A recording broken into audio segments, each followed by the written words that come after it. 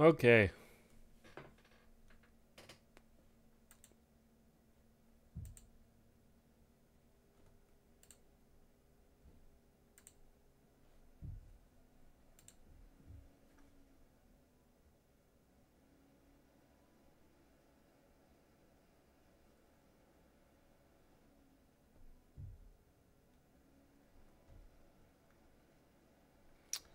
Oh my god, why is it unlisted?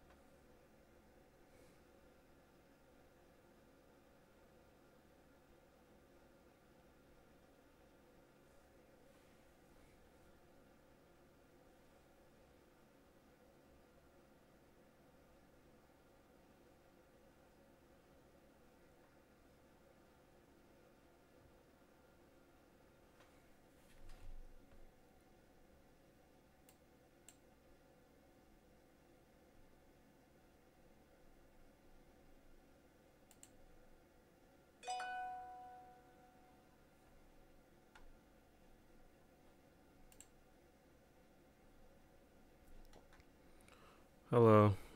Are people here now? I don't know what has been going on.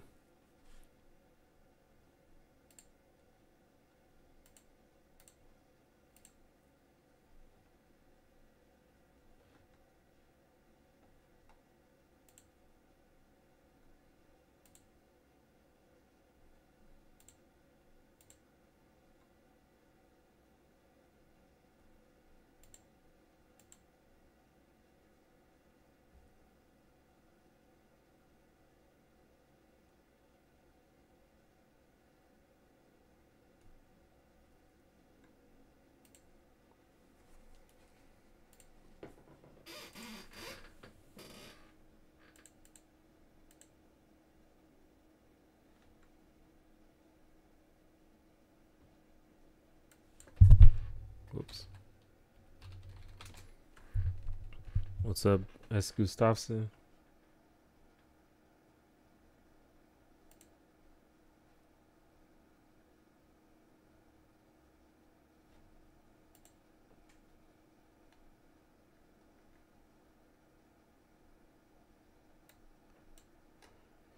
Is the stream buffering?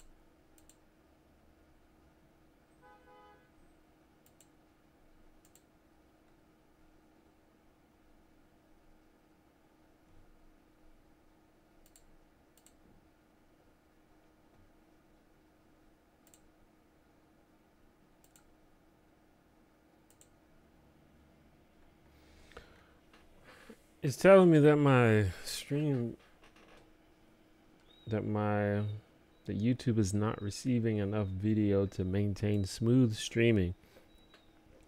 I don't know what that means. I haven't changed any settings from before.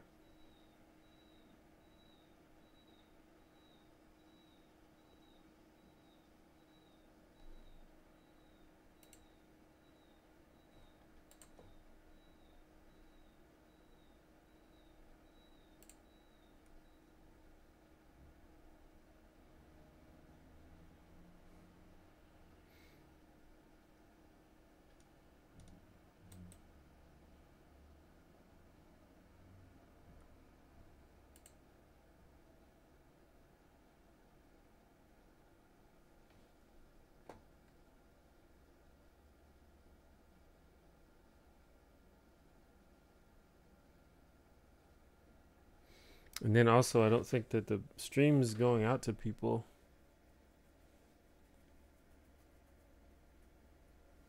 Why is everything so complicated?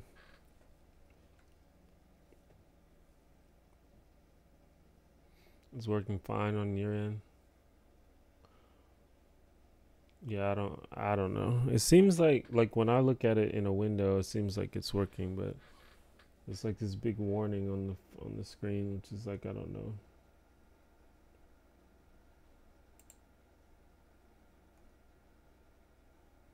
And also my computer fan is going, which I don't understand why it's doing that.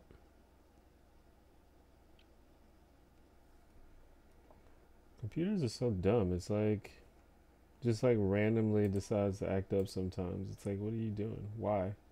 Explain.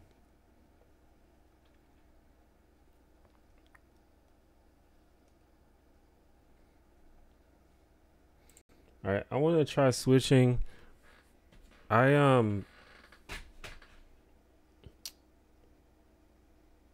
see if this makes it worse. But anyway, I bought some components to use my DSLR camera on the stream, so it'll be like much better quality. I just want to try that.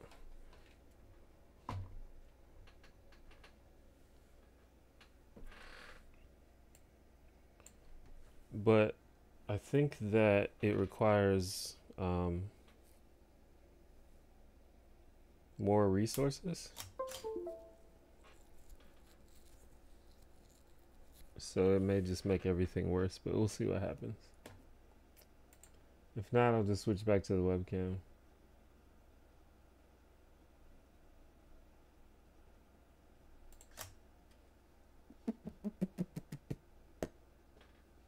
It's too low.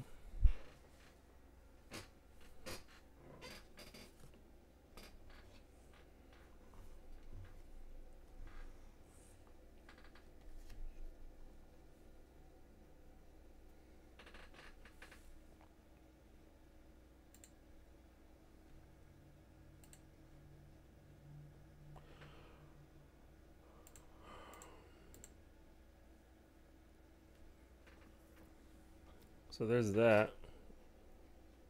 It's a little close, I guess, but that's about all we can do.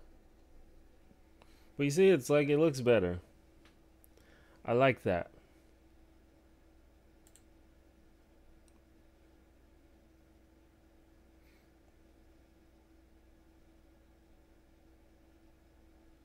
Maybe if I turn this off.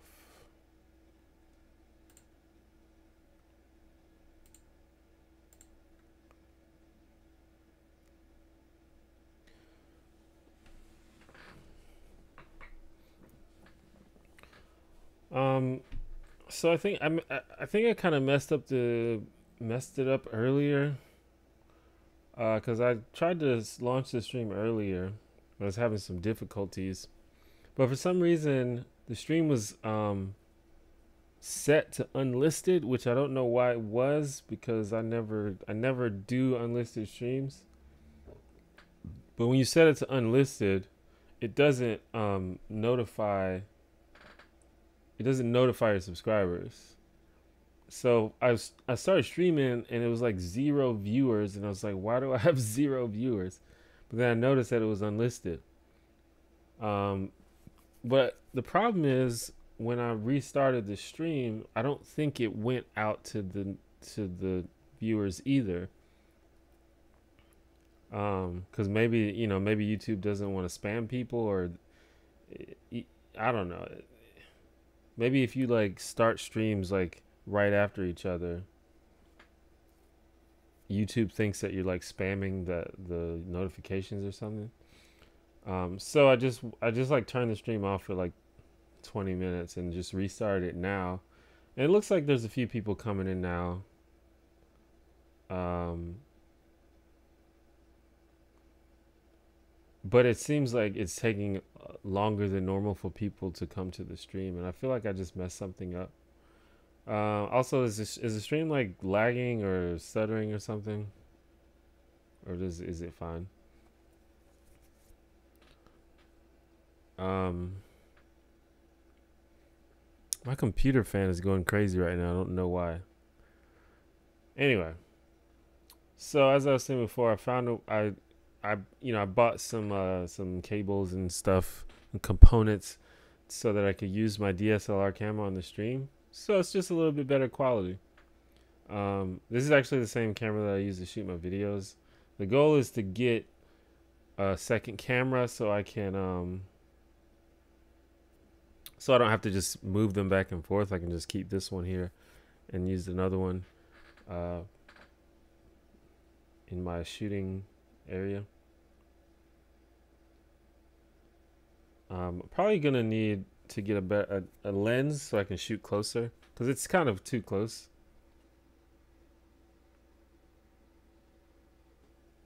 Or maybe I can back up, I guess, but I want to be close to the desk in case I need to mess with anything.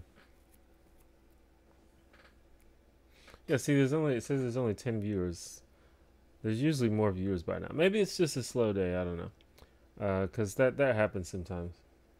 Anyway, thanks for coming to the stream. I'm sure more people will come as time goes on.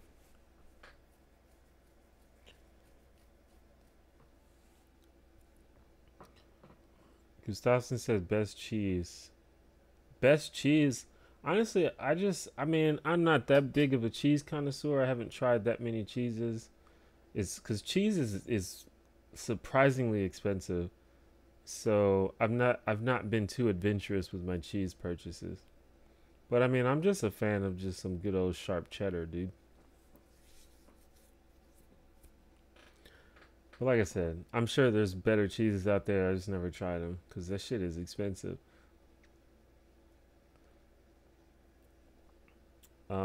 Are you a socialist? No.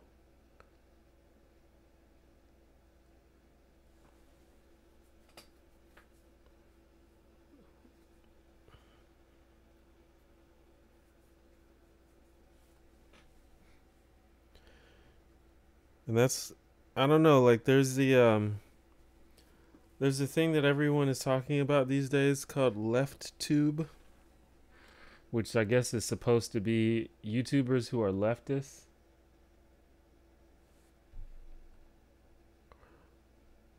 Oh yeah, I need to turn that off.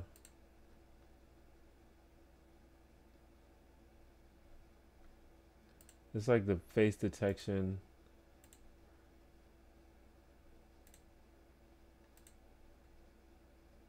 Off. Whoa, what am I doing? Okay, hold on. I need to turn off.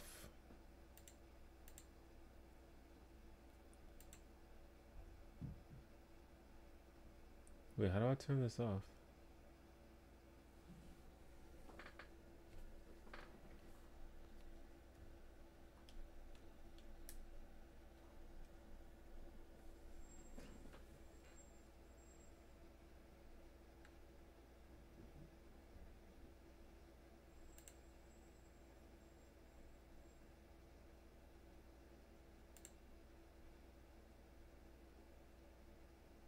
There it is. Yeah, my bad.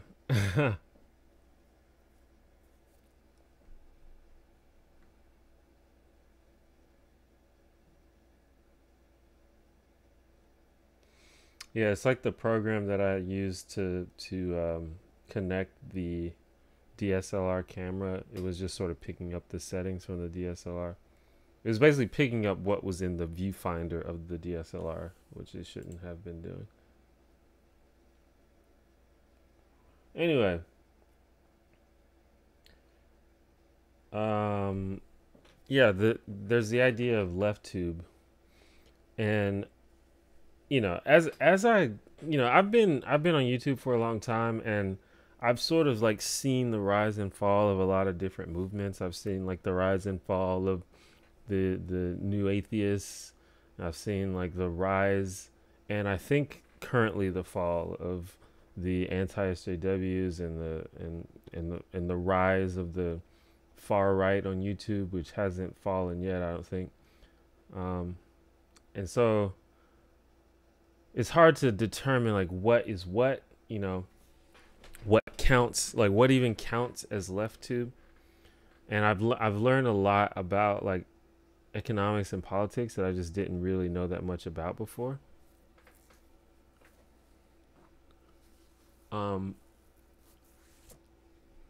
But it seems like, or at least the way people talk about left tube, it seems like it's talking about, like, I thought it was basically social justice YouTubers who were making content,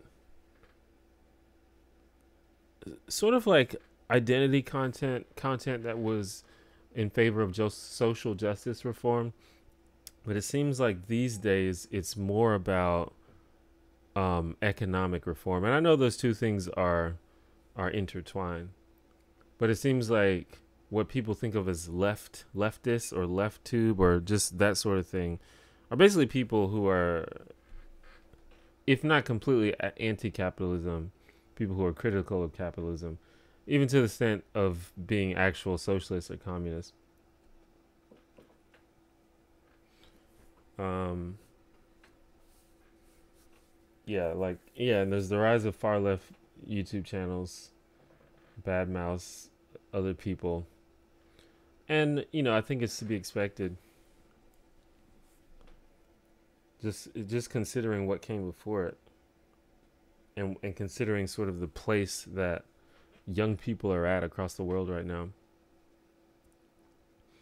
But and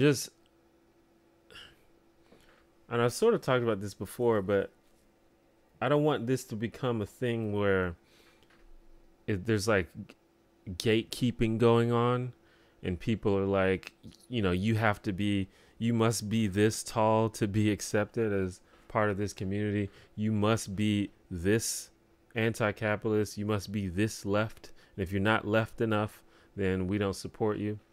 And that's the thing that I fear might happen. And we kind of already see it in some cases, where if someone says something a little bit controversial that people don't like, or if they portray something in a way that people don't like, you see a lot of backlash. So that's the only part of it that I'm a little bit concerned about.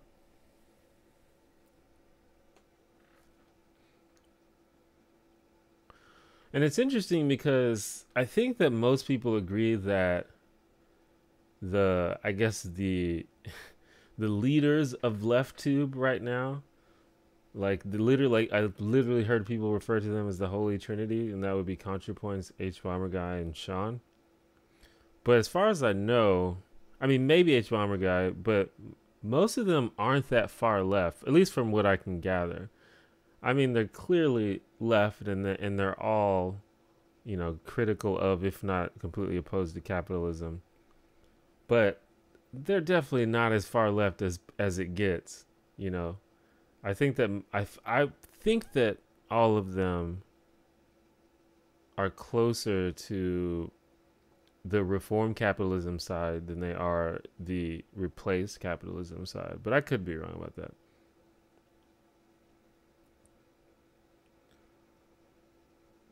Tips on getting along with roommates. I don't know. Here's the thing about roommates. Roommates are bad. Living with people sucks. And I've had a lot of experience with roommates. And it like really doesn't matter how much you like the person, how close you are. There's always going to be issues. That's just, it's just when you have more than one person in the same space, there's always going to be tension and conflict. Just because that's just the nature of, having people just in your personal space at all times.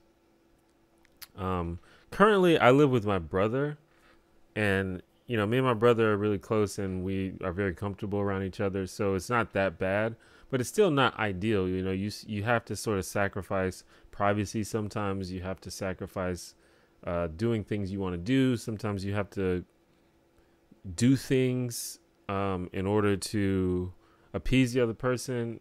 So there's always going to be tension. I don't think that there is a catch-all formula for how to succeed in a roommate situation. I literally just think it depends on the people. It depends on who's involved. Like, if you live with a person that's like super uptight and particular about things, there's not much you can do about that. That's just how they are. Luckily me and my brother are both very easygoing about things. And we neither of us really is interested in like drama or like getting into arguments about stuff. But not everyone's like that.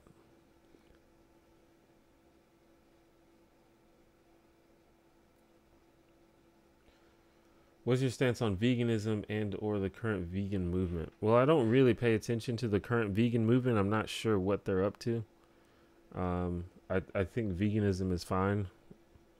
It's a good idea if that's what you want to do. I have nothing against it. I don't think that veganism is morally required, as some people seem to think, but I think it's a good idea. But I don't know. I don't follow the movement, so I don't know what they're doing. I know that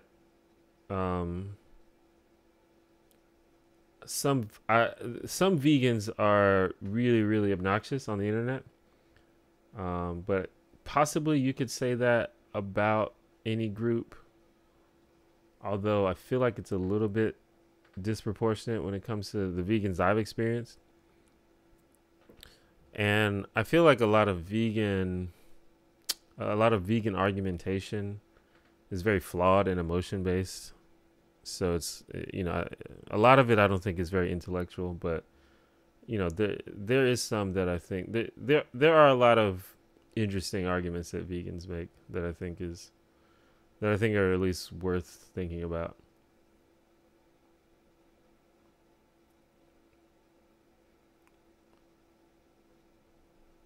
What's up, Melodies? ContraPoint supported Hillary in 2016. Well, to be fair, a lot of people begrudgingly supported Hillary Clinton in 2016 just because they didn't want Donald Trump to be the president.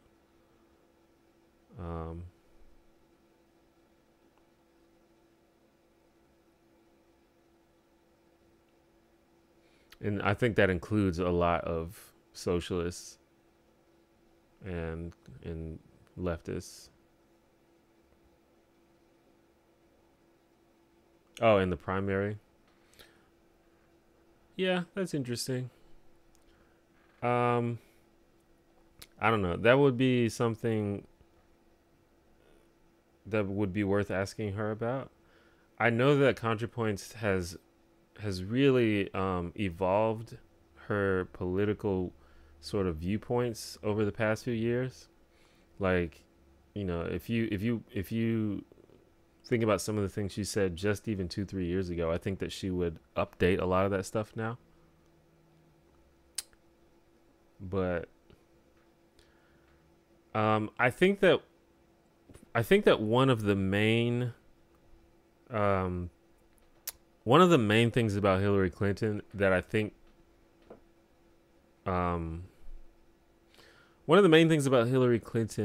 think made her more appealing to people than Bernie Sanders was she was more acknowledging of different groups of people, I guess. Like, Bernie Sanders sort of fell into the trap of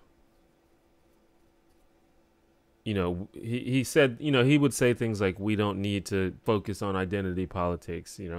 We need to take care of everyone, that type of stuff.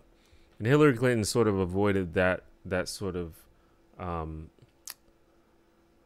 that rhetoric. And I think that she was better. She wasn't the best at it, but she was better than Bernie at acknowledging individual plights of different groups. But I don't think that she was the best at it. I think she was probably better than Bernie at it, though.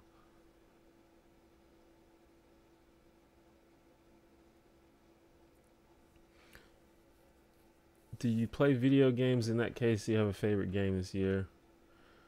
I play video games, but not that often. I don't really play new games. Like, I usually don't buy games new. If I do buy a game, it's usually a game that I just like have to play. But I don't really feel that way about most video games. Thank you for the $5 super chat, Chad. As much as I love to stick around and listen to the conversation, life is needing my attention elsewhere. Stay cool to each other. I appreciate the super chat, and thanks for stopping by for a little while.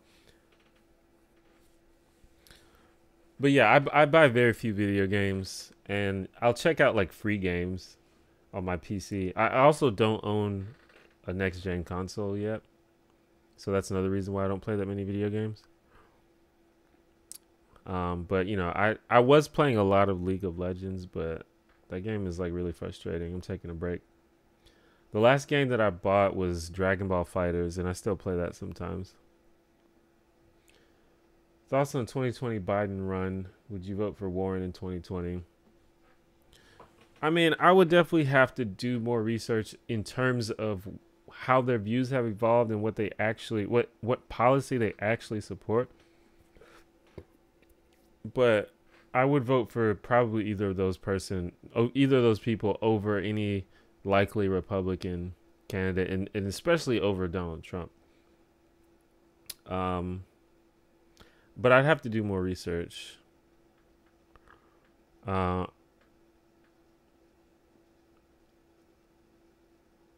Because I don't, honestly, like, I'm not even really sure about Joe Biden's policy positions. I assume that, like, for example, does Joe Biden support universal health care? I'm not even sure.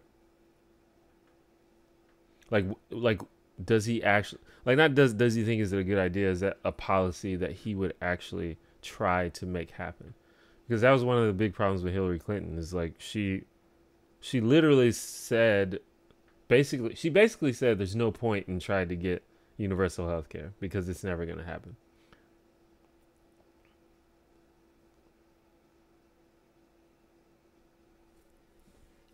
Have you always been so chill and Heiko, or is it something you had to work on?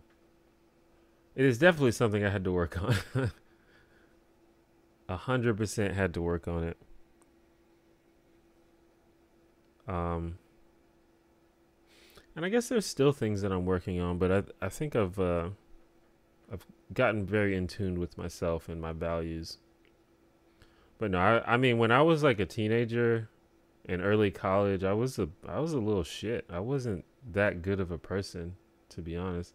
I mean, I was fine. Like, I was cool. I was friendly, but I had a lot of bad ideas about the world and people, and I had a lot of obnoxious, like, political views. And I wasn't very, like, happy, or, I was, like, angry. So, yeah, it's definitely something I had to work on.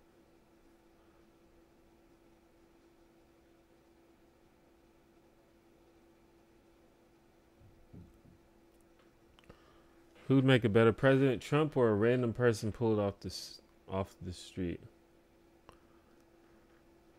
I think I would wager that a random person off the street would be a better president than Trump. Because I don't think that most human beings are just like huge pieces of shit. And Trump is a huge piece of shit. So the odds are that any random person would be less of a piece of shit than Donald Trump. And Donald Trump doesn't know anything about politics, so the experience isn't a factor either. if Donald Trump at least had political experience, that would be something in his favor. Or if he knew anything about how government works, which he constantly displays every time he's spoken to, he constantly shows that he doesn't really understand how any of this stuff works.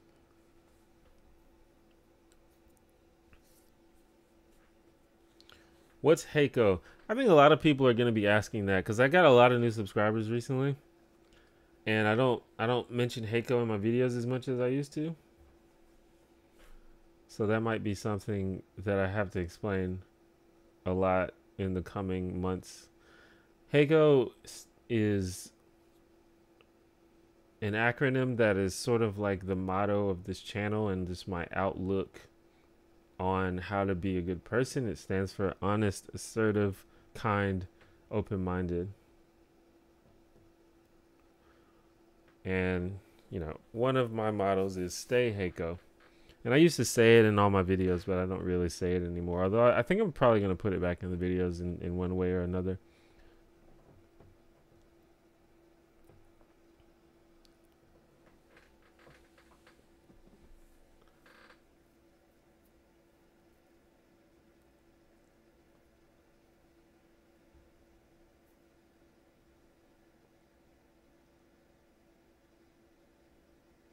If you watch my videos, there is a poster in the background of the video of the most recent videos. There's a poster in the background that says Heiko, which you can buy if you want. You go to theonejanitor.com/poster. I also have Heiko shirts. But yeah, it's something I came up with a long time ago, like maybe like I don't know if it's high school, probably college though. And this was before I even exhibited the traits to a significant degree. But I was just basically trying to break down the most basic fundamentals of what I think a person needs to be in order to be like, I don't want to say a good person because that's kind of loaded and it's like emotionally loaded, but it's just like the base traits that I think each person should work to have. And those are like, to me, the four most fundamental traits: honesty, assertiveness, kindness, and open-mindedness.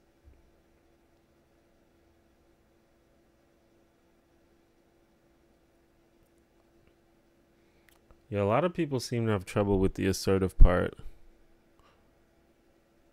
but I do think it's very important.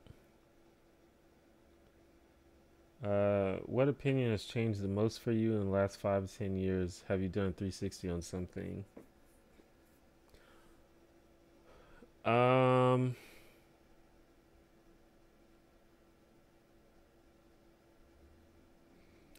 I done a 360 on something? I'm trying to think of something that I just completely did a 360. Usually it's just an evolution where you just move closer to something that's right. But in terms of like a complete 360, I'm not sure if I can think of anything. I mean, I used to believe in God and I don't anymore. So that was a complete 360. I think that was more than 10 years ago though, where I changed that opinion. Yeah, it was definitely more than 10 years ago.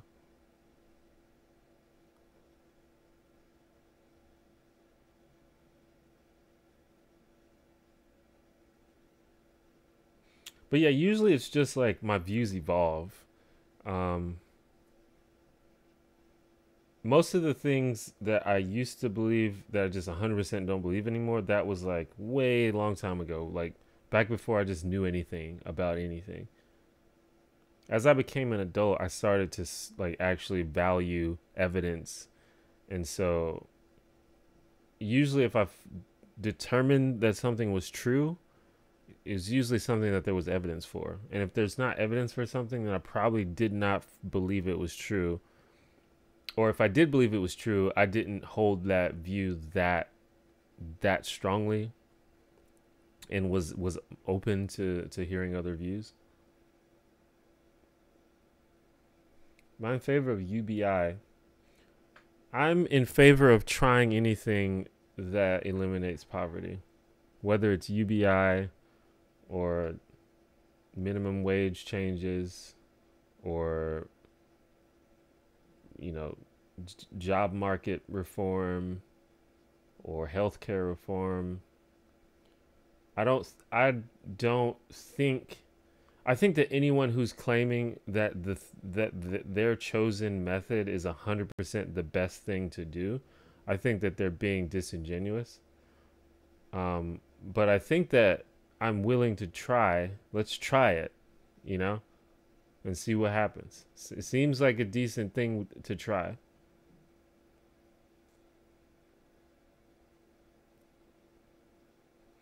I like it because it includes kindness but not intelligence. No one cares if you're smart, if you're condescending, me.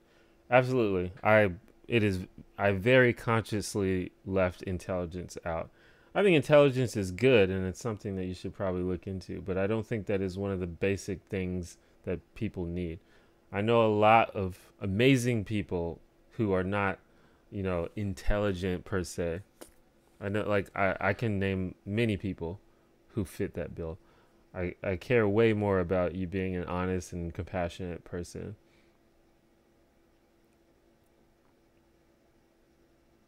And on the same token, I know a lot of really, really smart people who are assholes. So,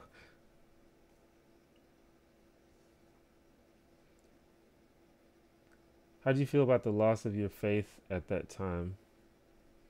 How do I feel about it? I don't know. I feel like it was just it's one of those things where I began to doubt. I doubted a lot of things for a long time. And the way that I sort of expressed that was just by kind of, which is what a lot of religious people do, is they basically create their own religion. They create their own Frankenstein version of the religion so that they can reconcile all of the things that they don't like about it. So I basically was like, okay, so I believe in this stuff, but all the other stuff that's weird to me, I don't believe. But over time, I just basically was like, I mean, you realize you're an atheist, right? Like, at the end of the day, that's what you are. So it wasn't like this sort of moment where I was like, oh my God, what? I think it was a long time coming. And once I finally admitted it, it just felt natural. Yeah, it is close-up stream. I'm gonna have to get a new lens for the camera, but I like the updated quality, and the blurry background just makes everything look cool.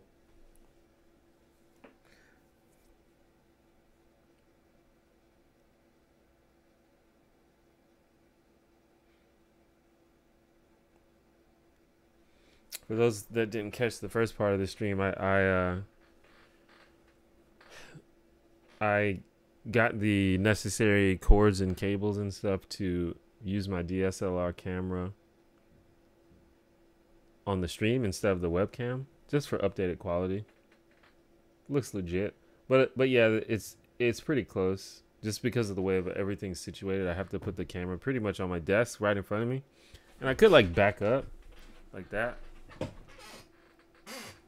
but then I have to back away from my desk, and I can't interact with the computer. Whoa. But I think what I could do is, I don't know, there's a lot of solutions to that. One is to get a new lens, which I want to do anyway. Another is to get a laptop, so if I need to use the computer, I can just put a laptop off to the side and just sit wherever I need to sit.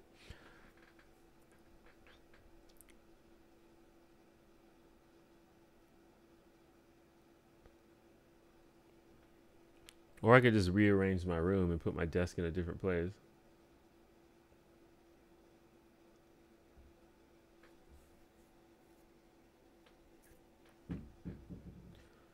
Have I seen any Politicon content?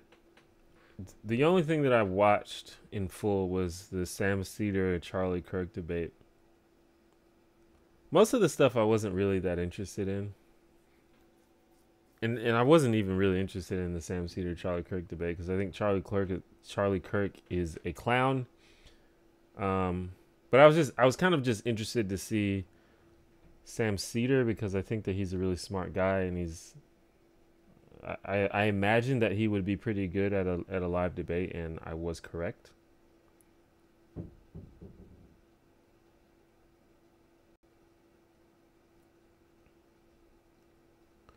Alabama politics is hard. How do you know who to vote for?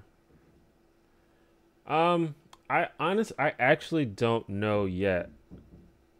I'm planning to do a deep dive into the ballot and make sure I look into what I need to do.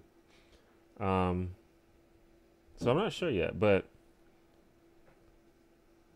it's very likely that I'm just gonna vote for all the Democrats. I assume that's what's gonna happen. And also there's a lot of ballot initiatives and stuff that you should look into, but I actually might make a video about that. It will only probably be interesting to people who live in Alabama, but I might put it on my second channel where I like literally do a deep dive on the ballot and analyze all of the races and all of the things on the ballot.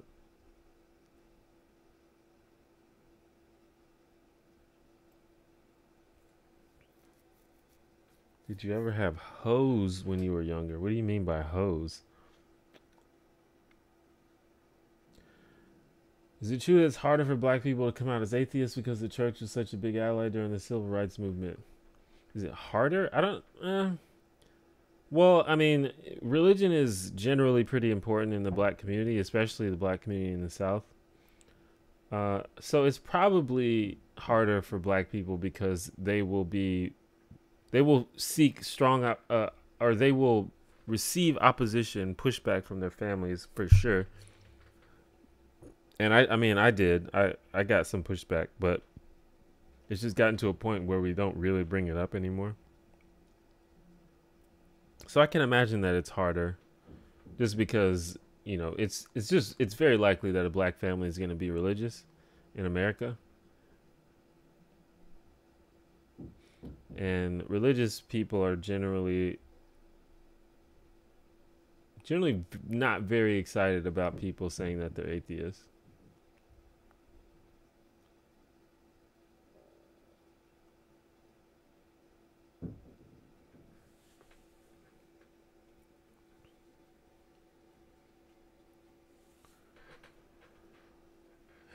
An assortment of women you would sleep date sometimes to the detriment of your committed relationship. Well, no. I haven't really had that many committed relationships.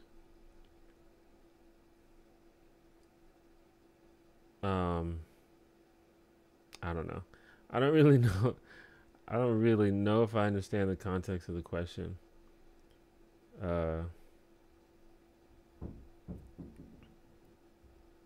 I mean, I've had my fair share of dates and hookups, but I don't know.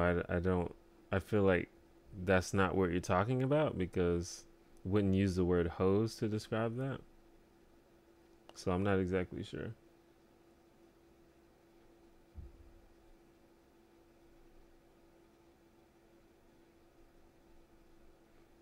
Dogs or cats? Generally dogs.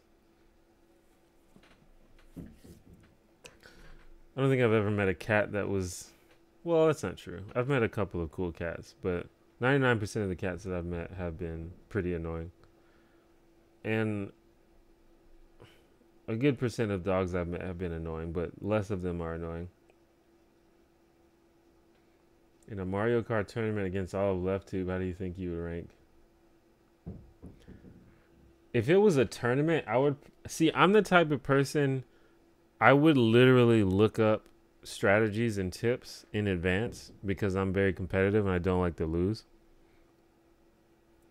So I would probably like look up how to be good at it and like look up what competitive players do. But Mario Kart is one of those games that everyone thinks that they're good at. I think that's the beauty of a lot of Nintendo games. They're like really easily accessible. And so because of that, everyone thinks that they're good at them. But in actuality, you know, no casual player, for the most part, is going to be great at any game. But assuming I didn't have any like opportunity to study in advance, I'd probably do pretty poorly. I've never been that great at Mario Kart. Now, if it was Smash Brothers, I would 100% smash everybody. I would rock everybody in Smash Brothers, but maybe not Mario Kart.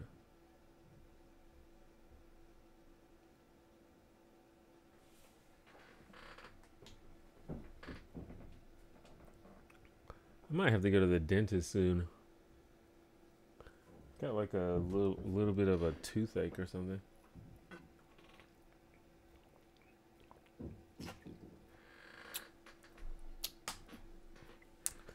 But you know you're not good at it when you play someone that's actually good at it and it stops being fun. Well, it depends on the person. If you're a competitive person like me, losing at a game only drives your desire to play it more and get good. But not everybody is competitive.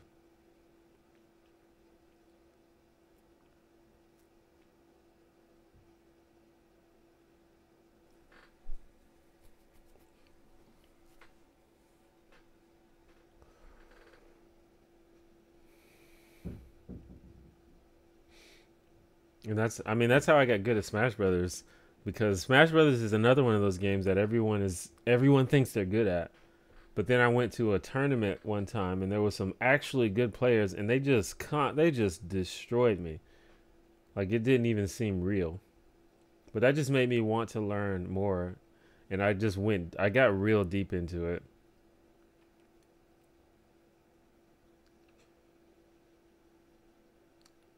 T1J confirms he will smash all of Left 2 in Super Smash. Absolutely.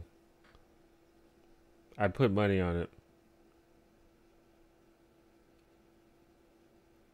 What time is it? It's currently 2:46 here. What happened to stream highlights? Well, it was indicated to me that people did not prefer the stream highlights. I don't know. This is a weird thing about being a YouTuber, at least in my experience. A lot of times you do stuff and you don't really know if it's a good idea or if people like it or not. Because usually the audience doesn't tell you. You know, you'll have people that say, I like this, I don't like this. That's going to happen on every video. But a lot of times it's just, you don't have enough data to really know what people like and what people don't like. And whenever I ask, like, I've done surveys, I ask people all the time. I always say, like, what do you like? What do you want me to do? Everyone is always like, just do whatever you want. We'll watch. I'll watch anything you make. Do whatever you want. So I was thinking that the stream highlights would be a good idea because they're easy to make and it's more content. I figure people would like content even if it's not as polished as a normal video, as long as I continue to make normal videos at the same time, which I was doing. But I noticed one day I noticed that someone, like, I lost a patron on Patreon, and on Patreon, when you cancel your pledge, it asks you why, and all of the creators get to read that. And this person said basically it's too many stream highlights. You know, I didn't sign up for this. And so I asked the rest of the patrons, they're like, "Oh, is there too many stream highlights? I didn't realize that you guys didn't like this." And basically the consensus was like, yeah, there's too many. or people were like, basically I would rather see a regular video, and sometimes the stream highlights come on, and I get my hopes up because I think it's gonna be another video, but it's a stream highlight. So that I was thinking people would appreciate extra content even if it wasn't the regular stuff, but I got many people that were saying the opposite. So I was like, okay, I'm just gonna stop doing that. I might bring them back and put them on the second channel. In fact, I probably will. But I don't think I'm gonna put them on the main channel anymore. Here's what I've learned about my main channel. Whenever I do something different than the normal video, people don't like it, or people don't support it as much. So basically what I'm going to try to do for the most part is just make the videos, the normal videos. And I've learned that people will wait for a good video. Like, people would rather wait a month for a good video than see a mediocre video every day. At least in my experience, that has been the case.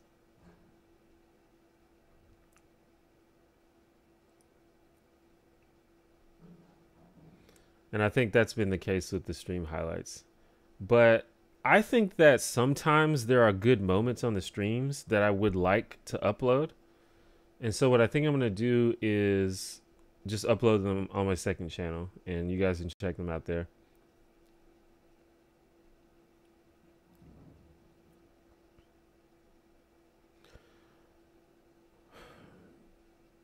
Why are your Sunday streams on a Monday? Also, where's the Sunday? Everyone really wants me to have a Sunday on the stream. Well, the stream is called Livestream Sunday because the streams used to be on Sunday, but then I realized that Sunday is not really the best day for me, so I moved them to Monday. But I thought it would be funny if I still called the stream Livestream Sunday, even though it was on a Monday. So that's why it's still called that. Maybe one day I'll have a Sunday on the stream. I was actually considering just eating a Sunday on stream, but I don't want to be buying Sundays every week. Also, I'm trying not to eat sugar, so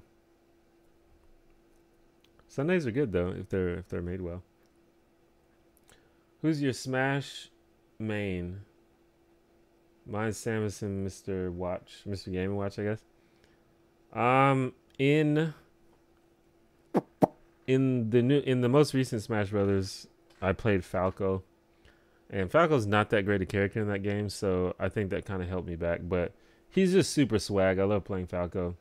In Brawl, I played Snake, and I'm hoping to play Snake in Smash Ultimate. Snake is just the man. I love Snake, and also he's really fun to play. In Melee, I play Peach and Falco, mostly Peach though.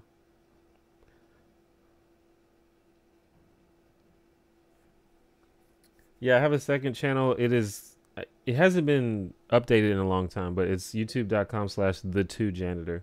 So instead of the one janitor, it's the two janitor.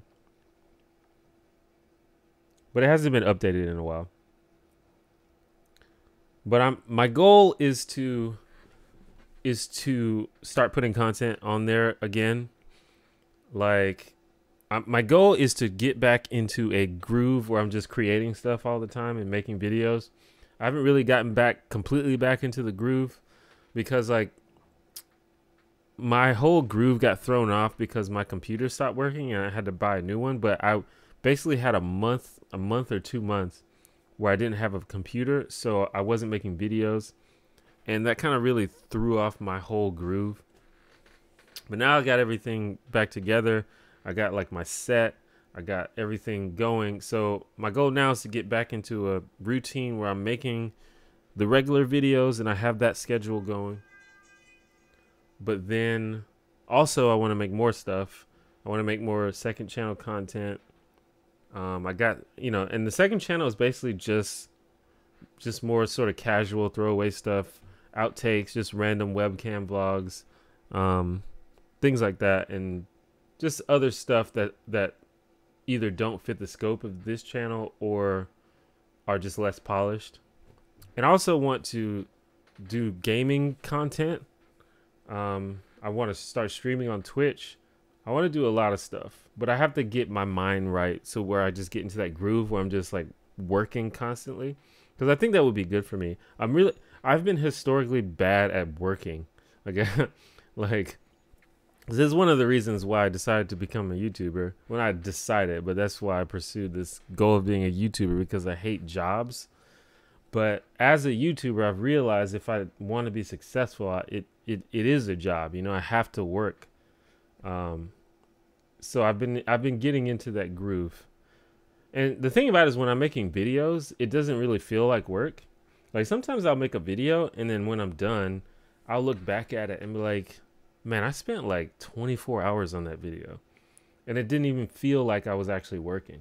But, you know, that's a lot of work for, you know, but it doesn't feel like it because it's enjoyable to me. But I need to work more. I need to work more than that. So that's what I'm working on.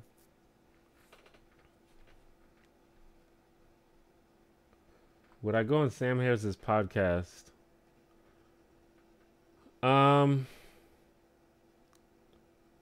Maybe. I don't want to have a debate with him. If it was going to be a debate, then probably not.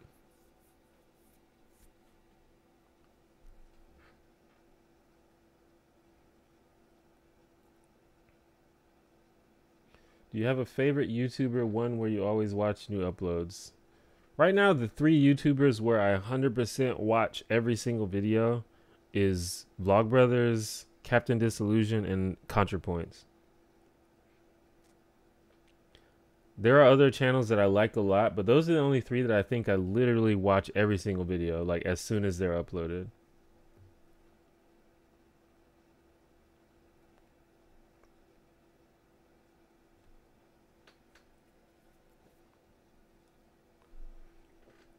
Now that Trump is appointed to Supreme Court justice, do you regret not encouraging people to vote for Hillary? I don't regret not encouraging people to vote for Hillary. I think that you should vote for whoever you want to be the president.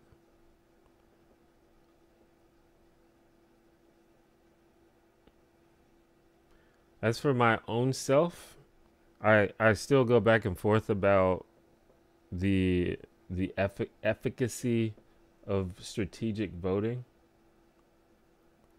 But I'm not really sure my views on that. But I'm not going to encourage anyone to vote for a specific person. I think I can tell you who I like, but I think you should vote for whoever you like. And I will never tell you otherwise.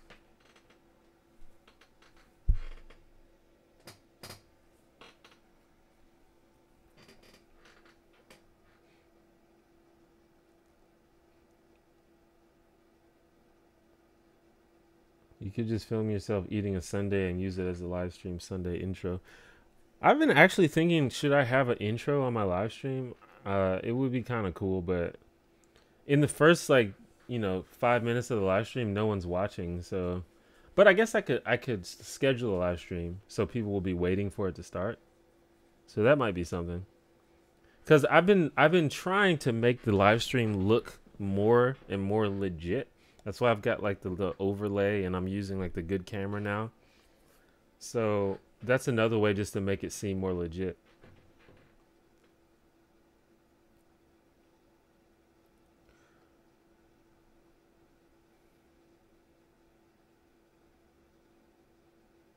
What's up, Dan Antonin? Wait, you're a nerd fighter. Yeah, insofar as I'm a fan of Vlogbrothers for sure. I don't call myself a nerd fighter because, well, I mean, these days it's fine. Back in the day, the nerd fighter community was like pretty intense and it was just like a bunch of teenage girls and I didn't really identify with it very much. But if you define nerd fighter as anyone who is a fan of John and Hank Green, then I'm definitely that, because I'm a huge fan of those people. I look up to them. They're like role models for me in many ways. I actually recently had DM discussion with Hank Green. It was pretty cool. It's kind of cool when you get to talk to people that you admire. That's like one of the cool things when you start to be more successful on YouTube. You actually get to meet people that you admire and who make stuff that you love. And it's like, wait, we're peers? I don't feel like that. I feel like I'm just a fanboy.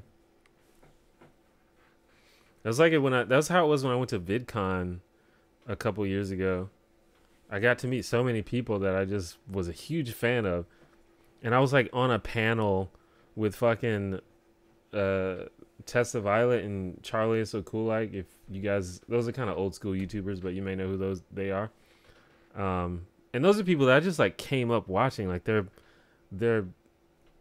I'm just huge fans of those, but I was on a panel with them. Like I was equals as them in that moment, at least, which is funny. And it's funny because I'm a fanboy of them, but I think I'm older than both of them. So it's like, but I don't know. I just came up watching them back in the day. What about Philosophy Tube?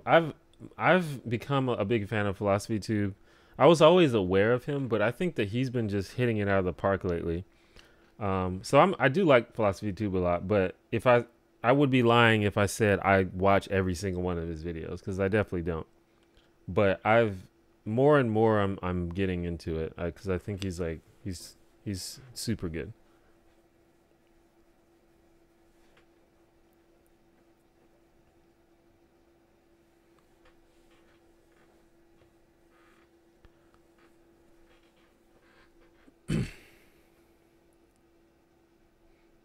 So you don't eat any sugar at all right now. I won't say that I don't eat any sugar at all, but my goal is to limit sugar. I don't really I don't really eat. I try to eat as few carbs as possible, and sugar is a carb, and sugar in general is just bad for you. But there are things that you can replace sugar with. But you have to do your research about that, because some of those things are just as bad as sugar, if not worse. It's not that bad though. It depends on the person, I guess. I don't really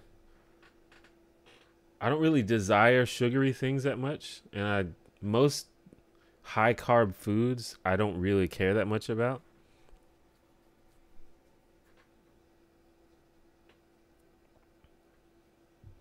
And when I do desire something sweet, I sort of have my go-tos. Like I have Diet Coke on deck if I need to, if I just have a hankering for something sweet. So things like that. And then there's foods that taste sweet, or that are, not that bad for you, but don't have a lot of sugar, like yogurt.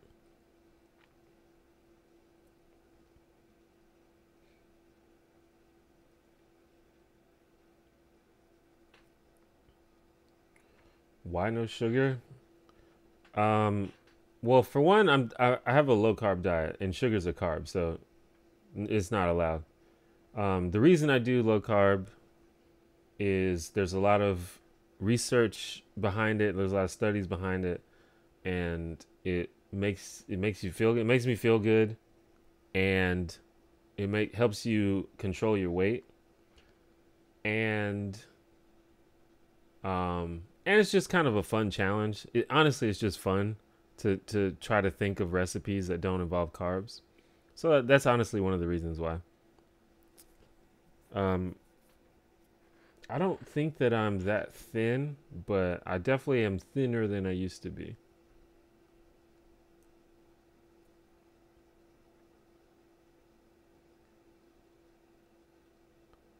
Saying it was a nerd fire helped me get my first kiss. I was in my freshman year of college. That's awesome. I think a lot of people have formed relationships and friendships through the nerd fighter community, which is really amazing. Like,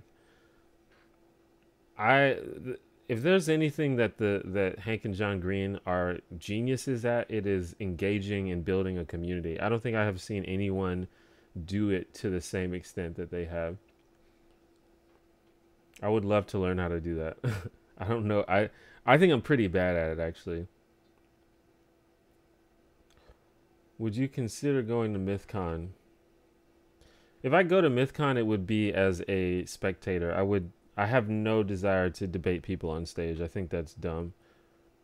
Well, I don't know if I think it's dumb, but I don't think it's useful. And I don't know. It's just like a spectacle. And especially at MythCon specifically, because that's a hostile crowd to someone like me, and I feel like it's just literally masochistic to put myself through that, to go on stage just to be heckled by a bunch of, reactionary people. But it might be interesting to go as a spectator, although that might still be annoying, because then I would have to listen to a bunch of weird people saying weird stuff. But yeah, I have no interest in debates, and especially public debates. Like, I have no interest in live public debates. I think it's a bad format. I don't think it's useful.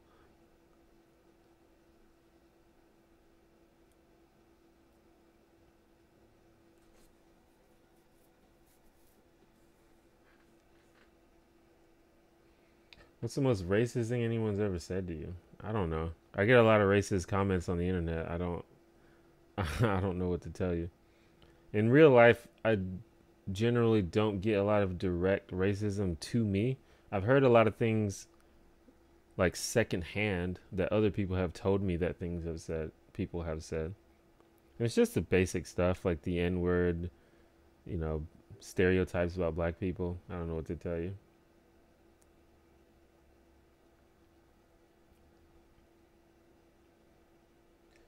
Have I seen Venom? I have not. How do you avoid debates with people? Yeah, I meant to clarify. I don't want to do live debates in front of an audience. That's what I'm averse to. I am happy to have a one-on-one discussion or debate with the person. And in fact, I do all the time through email. I always encourage people to email me if they want to ask me questions or have a discussion, and I've had many long back and forths through email. I have no intention of doing live debates in front of an audience. To me, that is not very useful. It doesn't bring out the best ideas. It's just a performance. It's just like a show. And so the only people that benefits are people who are good at working a crowd. It doesn't benefit people who have the best arguments.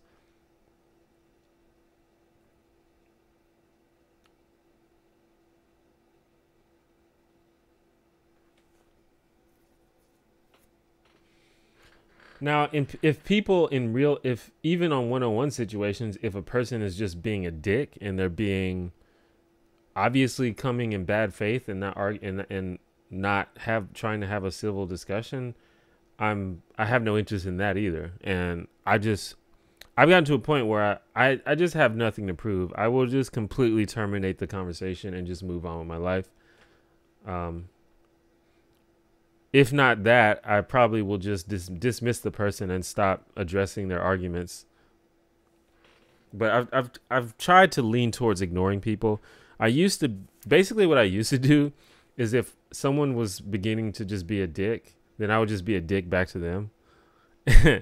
But I don't think that that's the best way to handle it.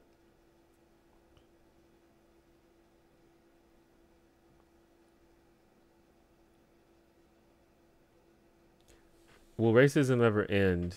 Probably not. Human beings are kind of trash. But we can potentially end institutionalized racism by just enacting stricter laws that deal with that, and that punishes the people that support institutionalized racism.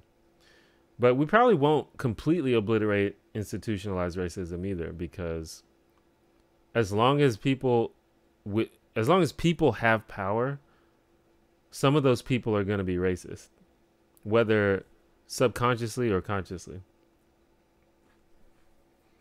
Rio has a guitar. Thinking for the $4.99, playing any good games. Not really. Well, the only game I started I started playing Dragon Ball Fighters again. I took a break from it,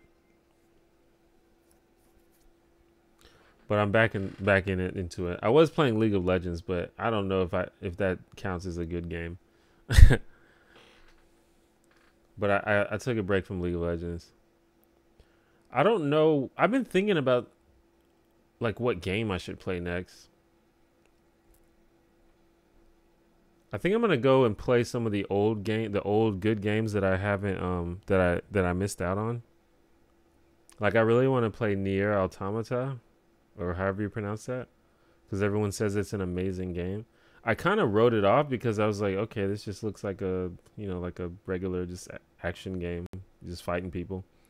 But everyone says it's amazing, so I'm gonna check it out. Are you a fan of Peter Coffin? I like Peter Coffin. I think that he's a really smart guy. I think he makes really good videos. Like really, really good videos. I think that he does not get enough I don't think he gets enough views for how good his videos are. $1.99. I fucking love League. Who you maining? I was maining Jin for a while, but then I was trying to take it to the basics, because they always say if you want to get good at the game, just play an easy character and just learn the game instead of the character. So I started playing a lot of Garen, who's probably the easiest character in the game. Jin is probably my favorite character though.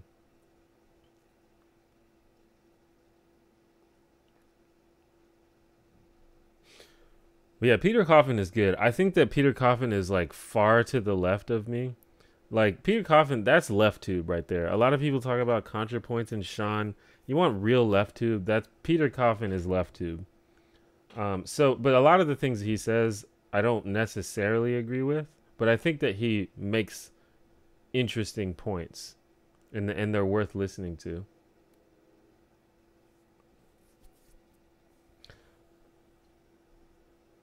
$3.99 ADC main. I see why you took a break. Yeah, exactly. You feel me? That's why I started playing Garen.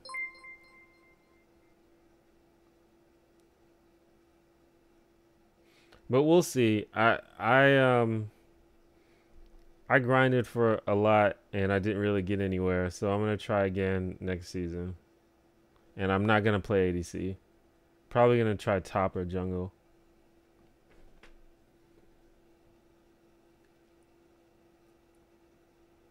Nier is incredible, most mind-bending mainstream game since MGS2. Well, see, to me that's a high compliment, because the Metal Gear Solid series is easily my favorite video game series of all time. So that really makes me want to play it. So I'm gonna check it out. Is it on PC?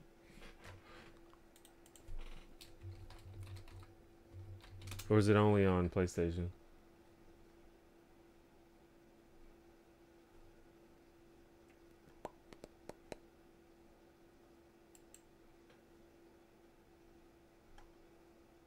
Oh, it is on PC. Dope.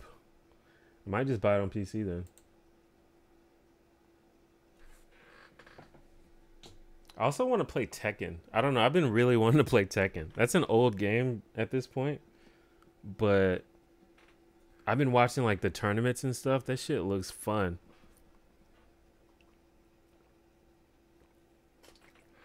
Is that a Spider-Man Happy Meal box behind you? That is...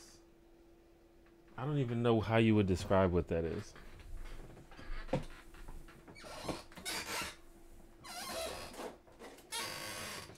It's just like a little carrying case.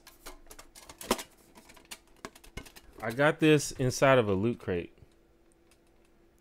Is loot crate still a thing? I haven't subscribed to one in a long time.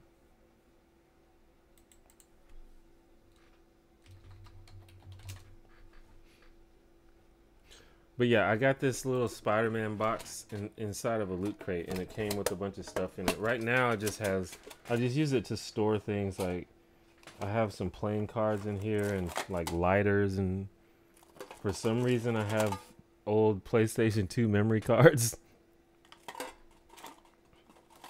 and I have a old Magic the Gathering starter deck in here.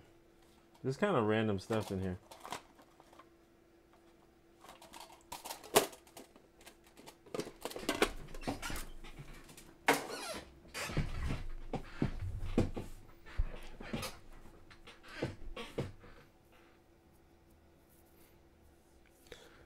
You should totally do some streams of League. Yeah, I was thinking about that. The problem is I'm not good at League, and I don't think that people want to watch a game where the streamer is not good at the game. That's why I was thinking of playing more fighting games. Someone mentioned Soul Calibur 6 earlier. I forgot to comment on it, but I was thinking about getting that too. But I've always been, fighting games has always been my jam. That's the genre that I've always had more of a knack for. So I was thinking I'd play more fighting games, but fighting games are kind of less popular than a lot of the other games, so I don't know.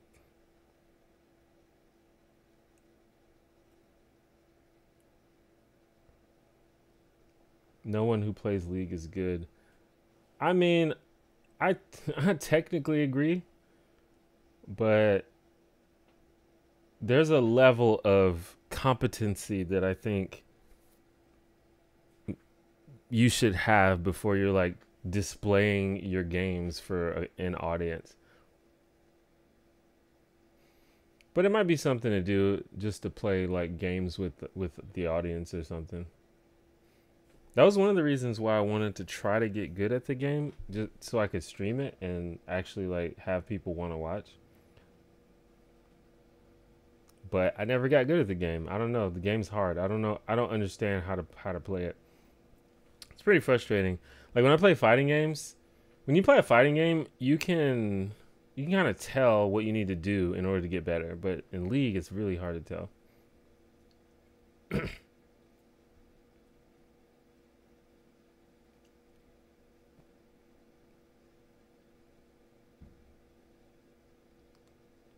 With the Spider-Man lunchbox.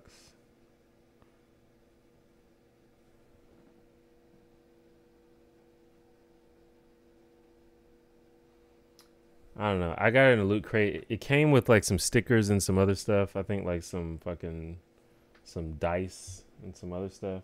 But now I just use it to store knickknacks and stuff. I kind of miss loot crate. It's just really not worth it. Like, it's cool, but it costs too much for what you actually get.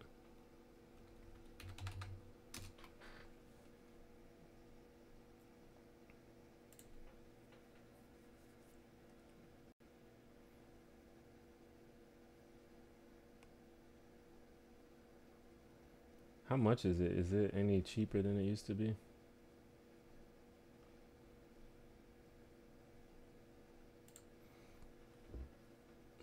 Yes, $20 a month. Like once you actually get the crate, I don't know if they've like changed how it works. But you know, I think they made it so that you get a t-shirt or something like pretty often now. Back in the day, you got lucky if there's a t-shirt in there. But it's like you get like some stickers and you get like a little knickknack. You know, nothing in there possibly costs more than like $1 or $2.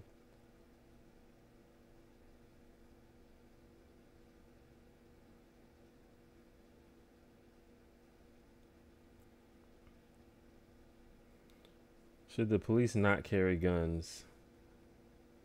Well, in America, I think that they probably need to carry guns. Uh,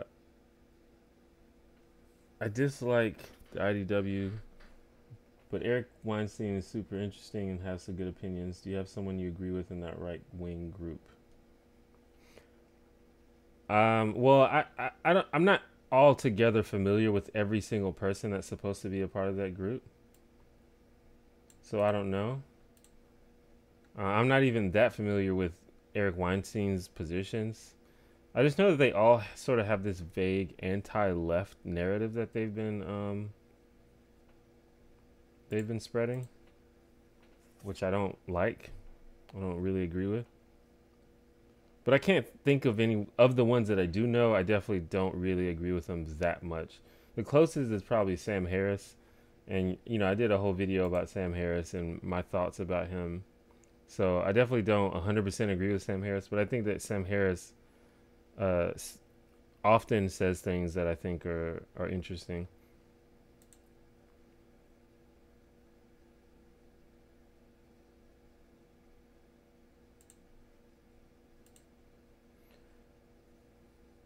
Add me on League for $10. I won't spam you. I swear. You don't have to pay me to add me. I mean, I'll add you, but I probably will forget who you are after a while. I have a bunch of people on my friends list. I just have no idea who they are, and I don't really interact with my friends list that much anyway. Um, but I mean, you could add me. My Just let me know what your name is. My my name on League is the one janitor, except it's spelled out THEONE janitor. But if you want to donate $10, that'd be tight. But it is not required.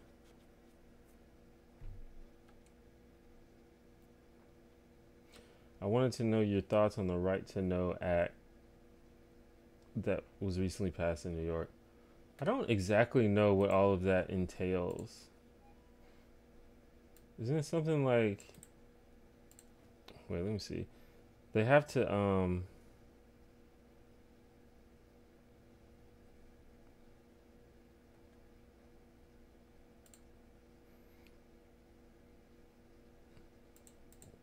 like the police they have to get consent or something.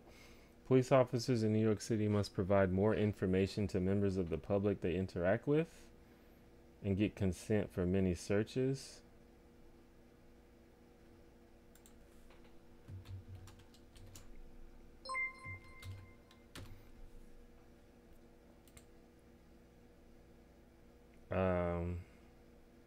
Wait, what am I doing? Rio, thank you for the $9.99 of light and no worries. If we can do one game, coolio. I appreciate that. Yeah, I'll add you when I next time I load up the game.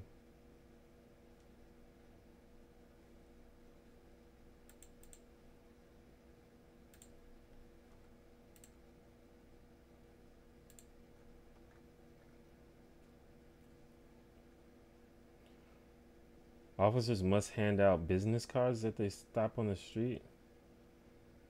The officers will include the officer's name and the cards will include the officers' names and ranks. That's pretty cool.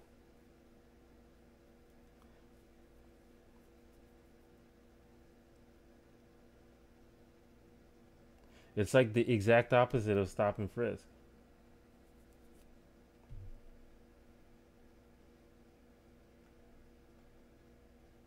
So my initial reaction is that it seems like a good idea. Sam Harris has said a lot of bad stuff, but I don't think it's fair to put him in the same category as Rubin or Peterson. I agree.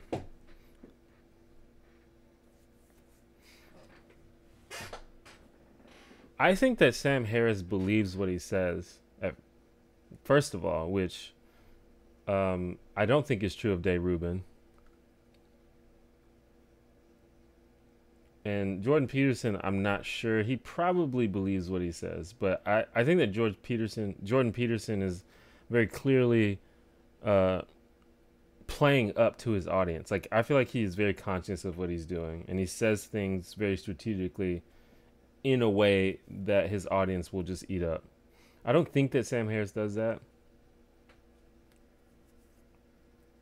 But I just think Sam Harris has problematic opinions.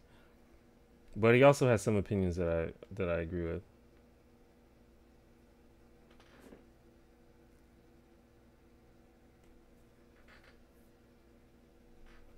I think Dave Rubin is just a shill. I think he's a dishonest shill, like almost entirely. Like I would even put him in a different category than Peterson.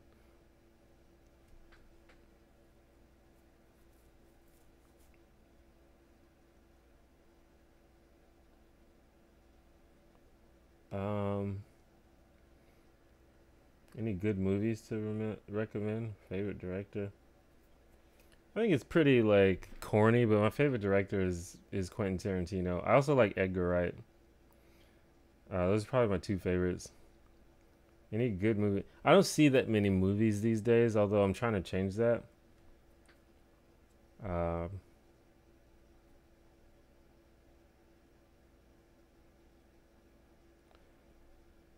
here's a movie you should watch. Watch Better Luck Tomorrow.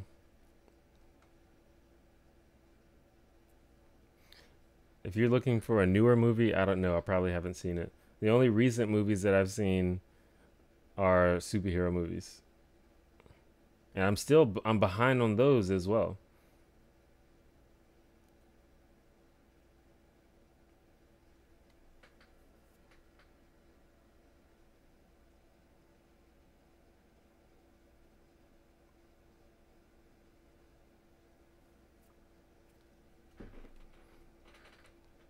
Thoughts on the Sam Harris versus Ezra Klein discussion?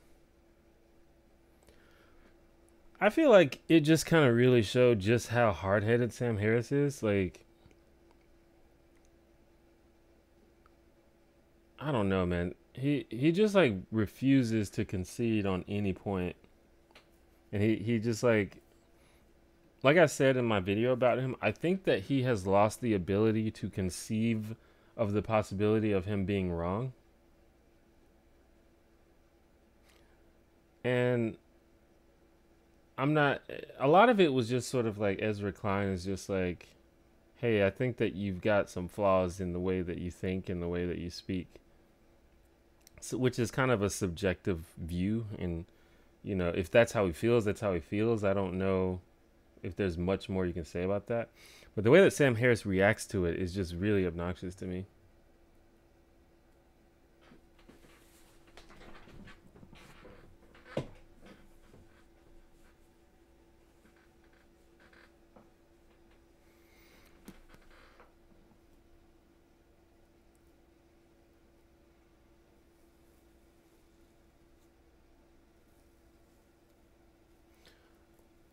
Sam Harris is, well, see, this is the problem when you talk about Sam Harris.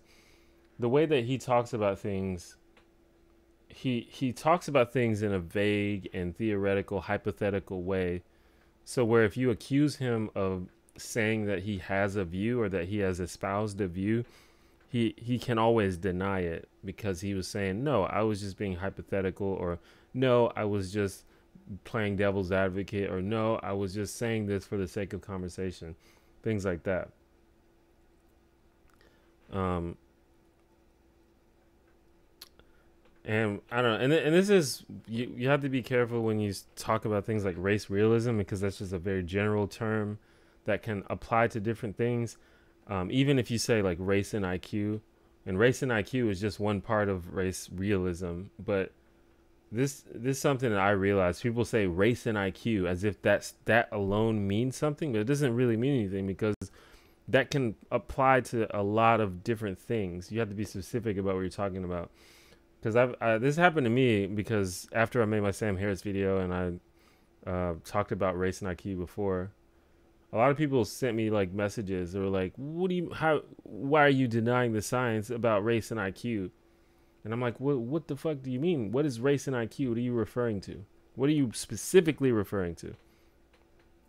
So you have to be specific because if you're not specific, people can play semantic games with you and try to make you look foolish. And I think that Sam Harris can do that, and defenders of Sam Harris definitely do that.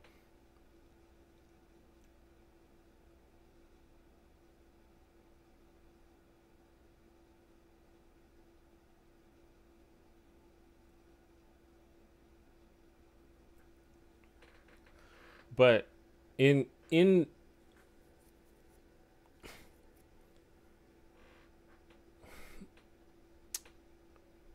in the podcast with Charles Murray, it definitely seems that both of them are endorsing the view that the disparity in IQ among the races is due to genetics or genetic differences between the races.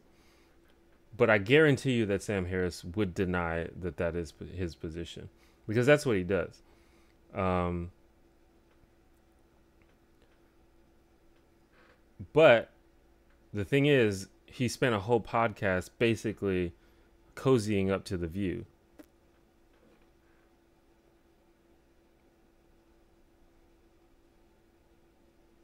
But the thing is, when you talk about race and IQ, for example, the statement there are differences in IQ between among different races. Different races have higher average IQ scores than other races is true. That's a factual statement. So that could be what you mean when you say race and IQ. That's why you have to be specific. But the thing is, if you say, yeah, I agree with race and I agree with the science on race and IQ, then someone could then take that and then change it into all the racist stuff. So that's why you need to be specific in what you're talking about.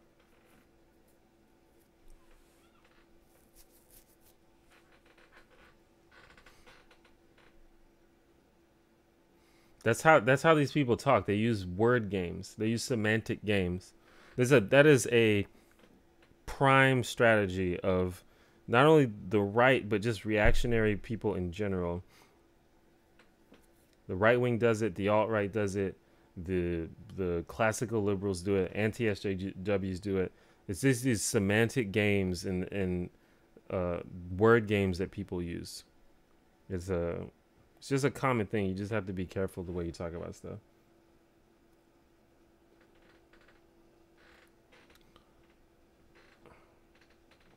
Favorite trip you've ever been on? If you're ever in Gothenburg, Sweden, I'll buy you a coffee. I'd like to visit Sweden. I haven't gone to any trips outside of the country, um, as an adult at least. I'd like to though.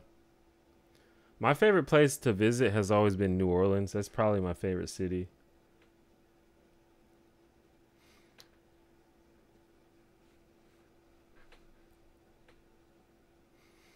But it's a little, well, I don't know. The thing about New Orleans is you can enjoy it in different ways depending on where you are at in life. Like back in the day, we used to just go to New Orleans and just fucking party and just get wasted and just party hard as hell. And New Orleans is a very good city if you really like to party. But it's also a good city even if you don't like to party. There's a lot of stuff to do, a lot of stuff to see. Um, there's a lot of great food there, a lot of great entertainment. So it's a very diverse city for a lot of people. I'd like to go to Amsterdam too. I've heard Amsterdam is amazing. Amsterdam.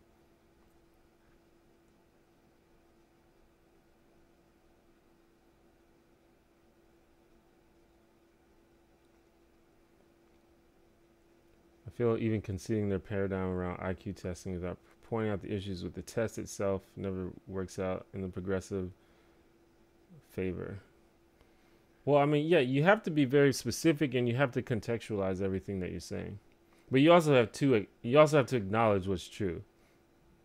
Even if the what's true um is not beneficial to your position. Like it's true that IQ tests only measure a certain type of intelligence, and I think that that's widely accepted that there are more types of intelligence than the type of intelligence that IQ tests measure.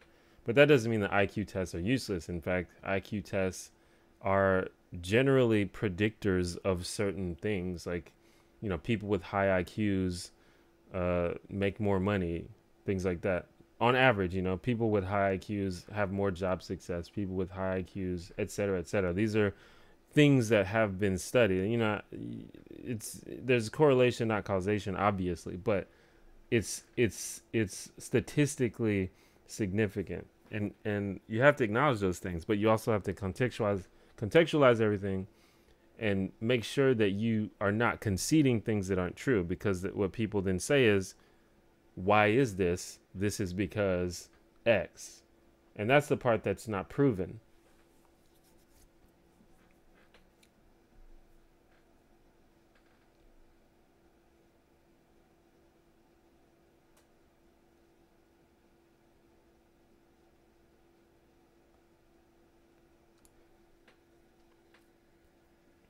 A psych student I knew did her honors project on preferred sock color and standardized test scores. Minor statistical difference favoring wearers of white socks. Significance confirmed by t-test. Yeah, I mean, 100% correlation, not causation. That's something you definitely need to keep in mind at all times. But strong correlations are definitely still interesting and significant, and probably worth looking into. And a lot of times things that correlate are both caused by something else.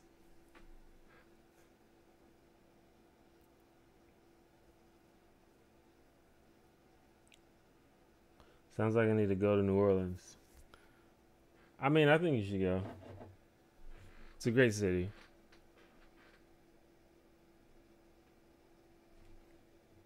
It's a great city for no matter what you're into.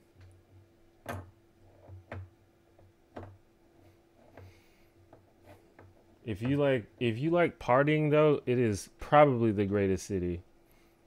Well, it depends. If you like partying in a touristy type way, then it's the best city. I'm sure there's a lot of, like even Birmingham, Alabama, where I live. If you like to drink, come to Birmingham. You can drink literally nonstop. You don't ever have to go home. But that's not really. That's just like sort of like sad binge drinking. It's not necessarily like touristy fun.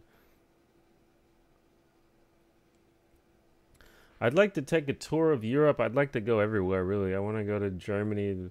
I want to go to Amsterdam. I want to go to Sweden, Denmark, Norway, Italy, Greece. I want to go to all those places.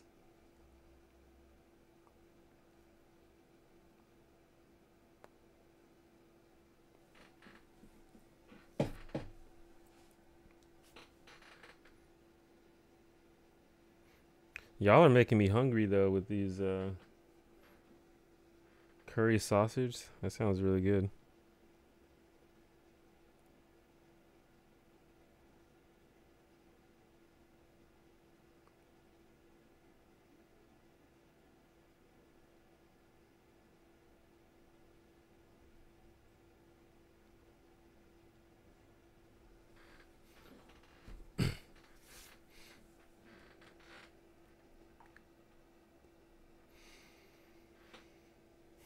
Do I like Star Trek? The only Star Trek that I've watched a whole lot of is Star Trek The Next Generation, and I think that Star Trek The Next Generation is one of the greatest shows of all time. The Star Trek the original series is also pretty good. But other than that, I haven't seen much. I've never seen any of the movies. And I've never seen any of the other series. I've only seen the original in TNG. But I like both of them, and I think TNG is GOAT status.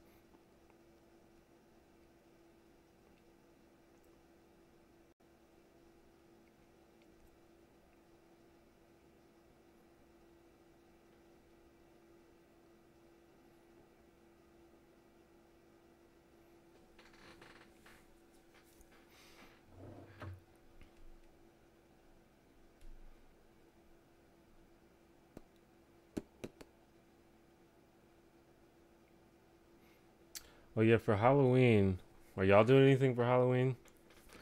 I ordered a costume. I hope it gets here in time for Halloween.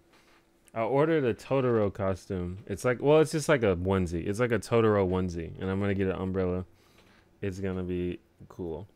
Although I don't know if the costume, I don't know if the onesie will fit over my head. We'll see.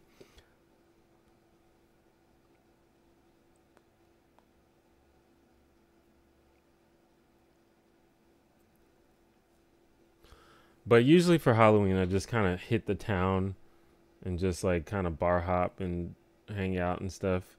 Every now and then I'll get invited to a party, but in Birmingham is kind of like a bar going city, so instead of people like hosting parties, a lot of people just go to bars. I think older people kind of have like little house parties, but people like 21 to 30, they just like go to bars.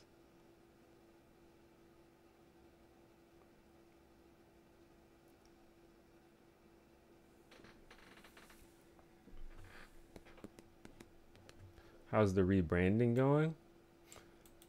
What do you mean? Like the T1J rebranding?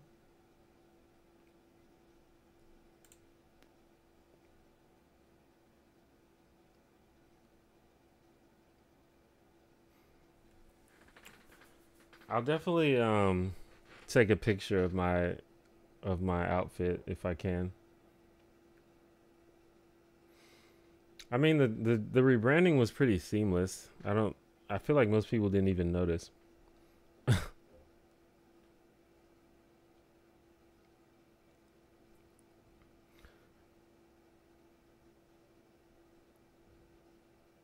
I mean, well, see, my channel has changed so many times over the years, so I think that people are not that surprised by, the changes I've made.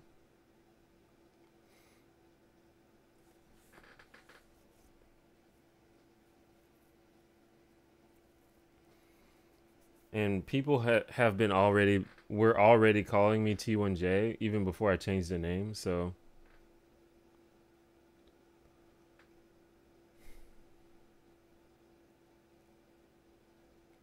I feel like it was pretty seamless.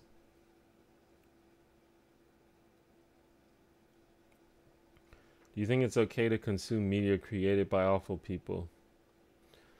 Uh, I mean, yeah, I did a whole video about this. You guys should watch it. It's called "When Should We Separate the Art from Artists?" Um, I feel like it's each person's decision. Basically, if you feel like you shouldn't support awful people, or that you can't enjoy the work of awful people, I think that's perfectly fine. It's your prerogative. But I don't think that is morally required.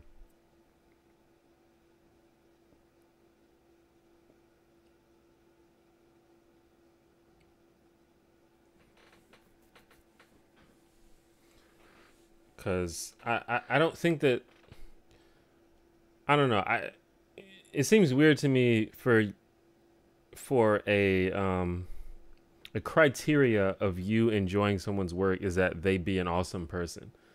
That just seems completely irrelevant. I know that sometimes we as people, we naturally admire people who make stuff we like, and sometimes we develop, deep almost idolization of people that make really good stuff and stuff that meant a lot to us. That I think that's the worst part when it's stuff that means something personally to you.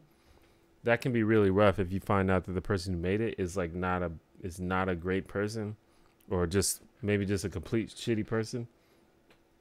Like I've said many times before, that probably my favorite show ever is The Cosby Show.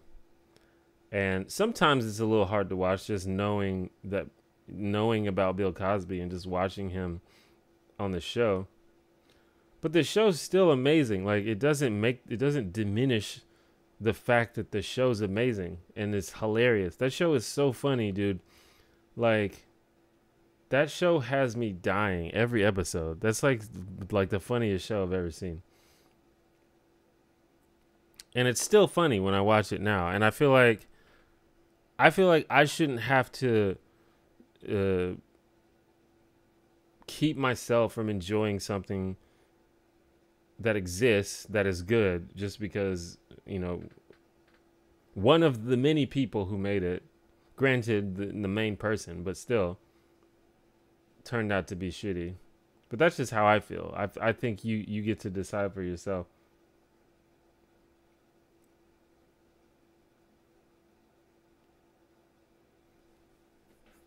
Look behind you.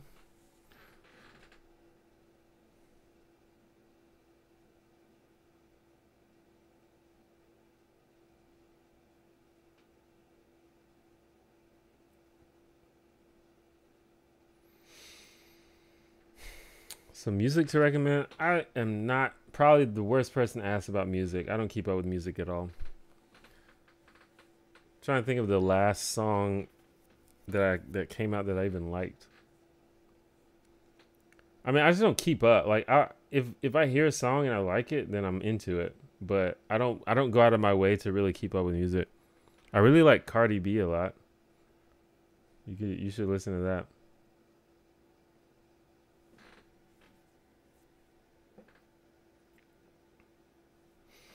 Yeah, I like Steve Urkel in Family Matters. Yeah, I mean, I think Steve Urkel is a great character in fiction. I think the show Family Matters jumped the shark really, really quickly. But it's a good show. It's pretty funny. I think the show lasted too long. Like that concept did not have as much longevity as they wanted it to have. What would you do if you saw an honest to God ghost? I don't know. I probably wouldn't believe that it was a ghost. I don't know that.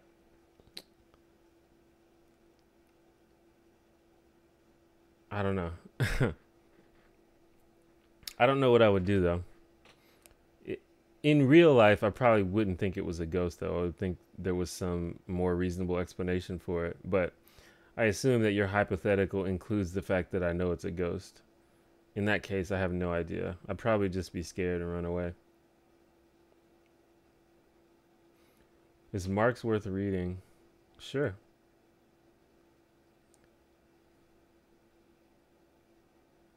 Just because you read it doesn't mean you have to love it or agree with it. But I think it's really important and it's really interesting. I think everyone should read it. That's why it's taught in school. It's a very important thing in the history of humanity.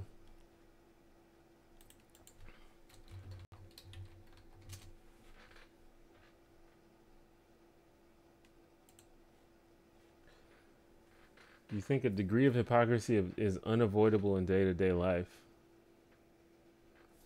I don't know if it's unavoidable. I guess it's likely though. And I don't expect a person to just be perfect. But I think you could probably work on yourself and become a person who is not a hypocrite over time. If you just learn who you are and learn to be consistent with your values. Well, I seen Black Klansman. I did not see Black Klansman. Is it good? Should I watch it?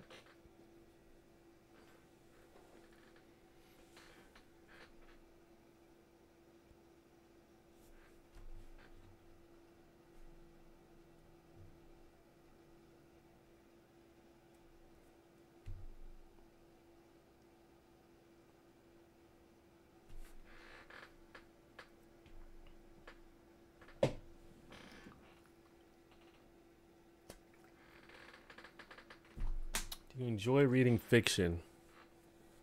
You know, I don't actually. It's not that I don't enjoy reading fiction. I just don't really care about fiction that much. So I don't seek it out. I like nonfiction way more.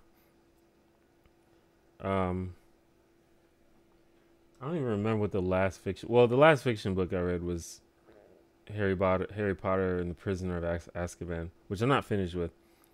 Uh, that's another thing that I want to put on my second channel. I have a series on my second channel where I like review the Harry Potter books because I've never read them before. And I thought it might be interesting for people to watch a grown man read Harry Potter for the first time. But I started that series like 2 years ago or maybe, and I just kind of stopped it, but I want to bring it back.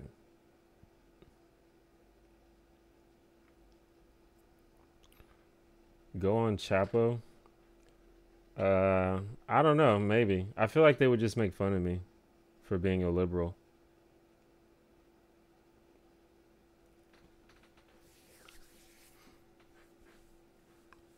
Is it okay to call Ben Carson and Uncle Tom? I don't really see the point of just like name calling. Just criticize his views. Like what's the point of calling him a name? Just say the view that he has that's bad and criticize it and say why it's wrong.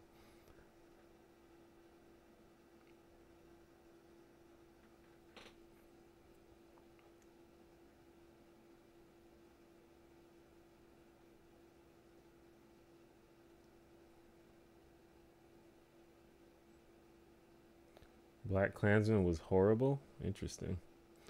I feel like most people that I've talked to said that it was good.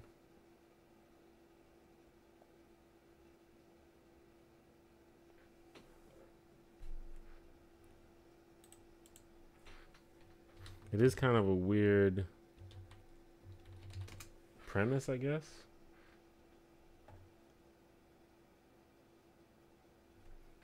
But it's based on a true story, right?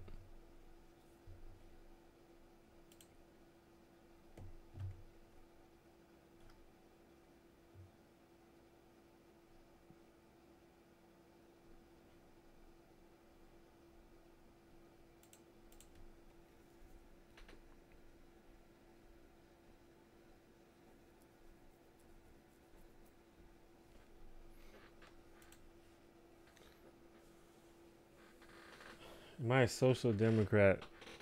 I guess.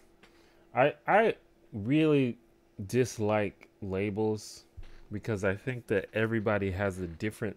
I think everybody is thinking of a different thing when they say a label. So I would much rather just respond to individual questions about my positions. But from what I understand, social democrat is probably the closest thing to what I am in terms of uh, economic policy.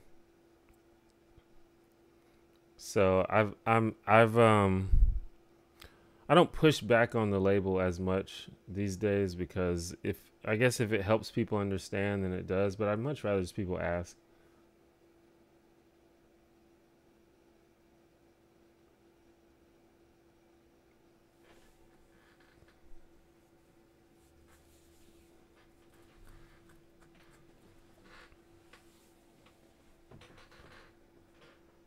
But yeah, I like even in my about page on my YouTube channel, I put that I'm a social democrat or that my videos are from a social democrat point of view, just to help people understand where I'm coming from. I don't really understand the labels, and I don't know if they are actually understandable because it seems to me that most people think of different things when they say these labels. But there's like there's definitely small little threads that tie all these views together, and I think that those threads generally probably describe how I feel.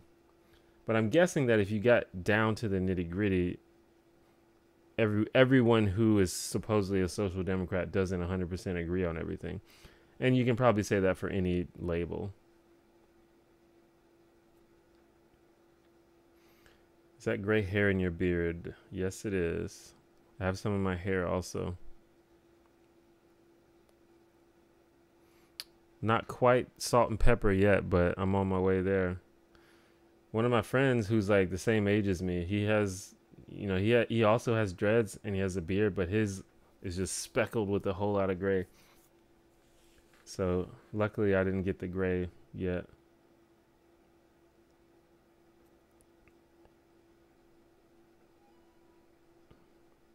Do you think racism is still prevalent in the South? I think racism is still prevalent in the world, in in America, including the South, but also other places. Are you in favor of socialized healthcare? Yes. I'm not exactly sure what you mean by that, but yeah. I'm in favor of not-for-profit universal health care.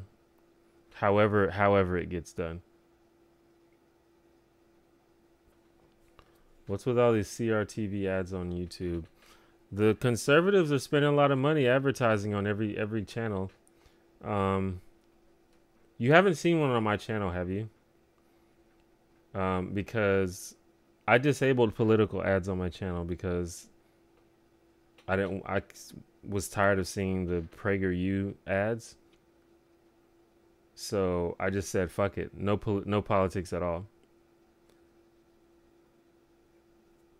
But if you're seeing CRTV ads on my channel, then that's a problem because I turned it off.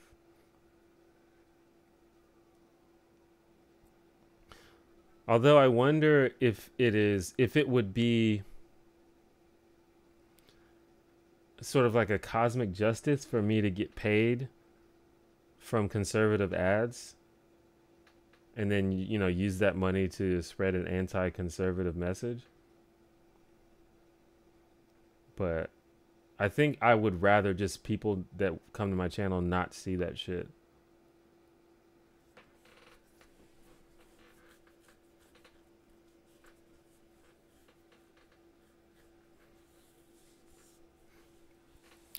But yeah, these conservative groups are spending a lot of money on advertising. I mean, that's part of the propaganda machine. I mean, that's what they're doing. I really think that the right wing has like kind of taken over YouTube right now.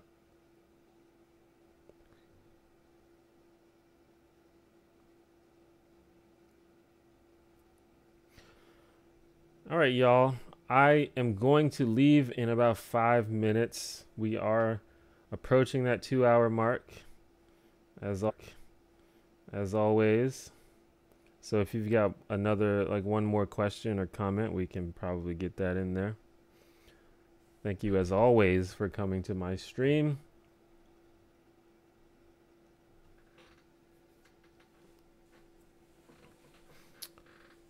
I am pretty hungry, actually. I ate breakfast earlier, but I didn't eat before the stream, so I'm pretty hungry.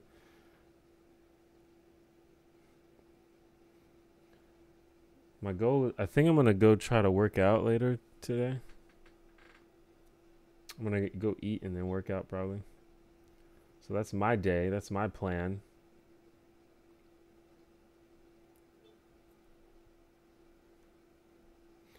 What is the meaning of life? Whatever you want it to be.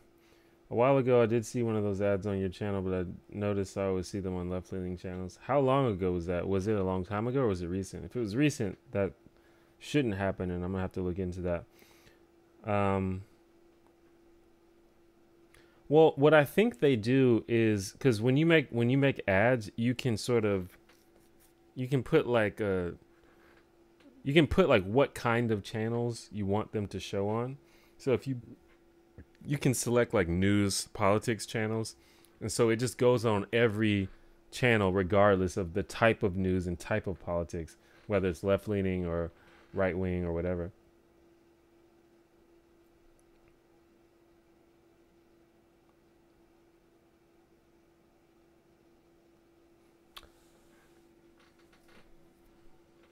Like a month ago? Yeah, that shouldn't happen. I'm gonna have to look into that. Maybe the changes reverted or something.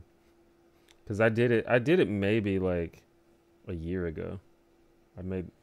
You can go into your AdSense and you can like block certain categories from showing up in your ads. And so I blocked everything related to politics. But also they can change their categorization, which maybe they might be doing. Like they can upload something that's political but not mark it as political.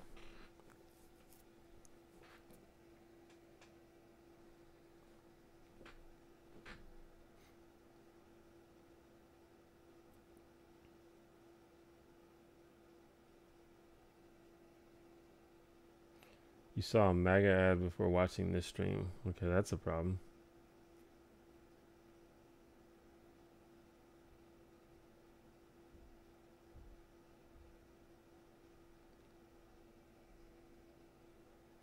Yeah, I'm gonna have to go check the changes. Maybe they changed how it works because I did it so long ago.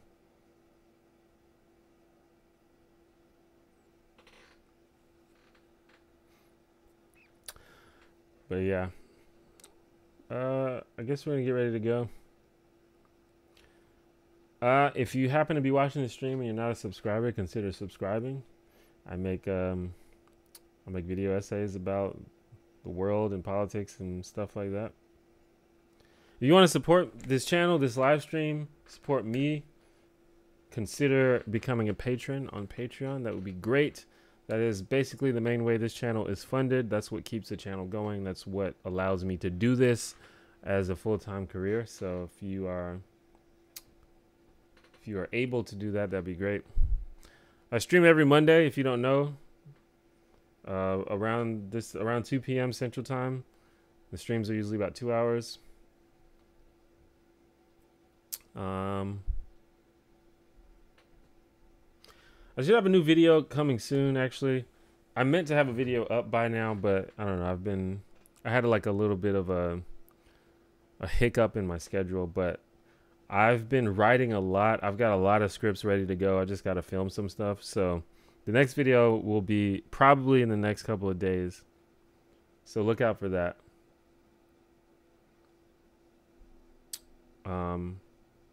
I guess that's it. I'll see you guys on the next video, and then I'll see you on Monday for the stream. And I have Twitter, so you guys can follow me on Twitter if you ever want to say what's up to me. You can also email me at any time. I respond to like pretty much all the emails. So there are ways, if you want to say hi to me and keep up with me, there are ways to do it. You don't always have to wait for the live stream or the video. But I guess that is it. I will see you guys next time. Bye.